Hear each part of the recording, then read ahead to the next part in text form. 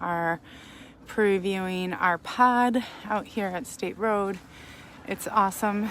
It has a nice little picnic table set up, heater, gets nice and warm in here, and has all set up and is we have this and a couple others available for rent, or not rent, just for use, to have dinner or whatever with your party. Here's Bill. Do you want to start over, Bill? Sure. Okay. We died on the last one, so we're going to start from the top with the first of the 3 wine tastings. Hi, everybody. We're here at the new pods out here at State Road Provisions. We've got a wine tasting tonight, a little virtual wine tasting, and we'll get some people. We've already got a few here by the fire.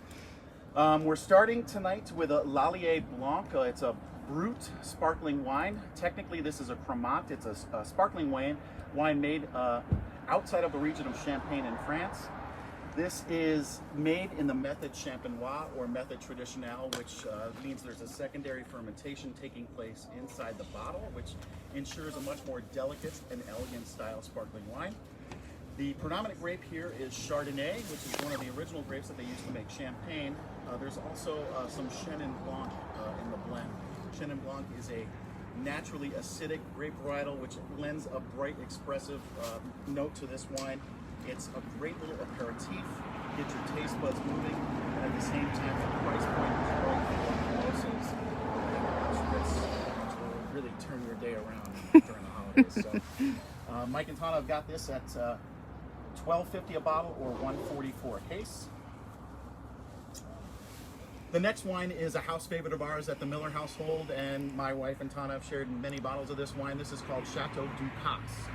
Chateau Ducasse is a wine that's imported by Kermit Lynch, who's a legendary importer, musician, winemaker. He's actually got some medals from the French government for shining the light on small family-owned wineries. And Chateau Ducasse is one of them that's owned and made. The wine is made by Hervé Dubourdieu, who is a winemaker and owner of 3 different wineries. He owns Chateau Ducasse, he owns Greyville-Lacoste, and Roumier-Lacoste, which is a chateau which specializes in Sauternes.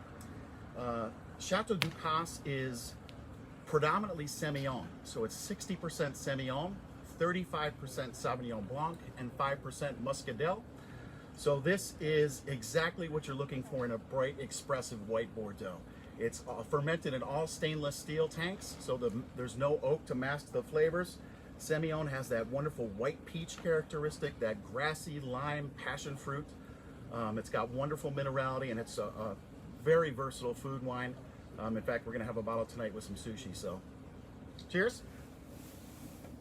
And then the last wine is called Clos de Napa Napa Cabernet. So, a little tip about Clos de Napa. There is no Clos de Napa. There's actually no winery.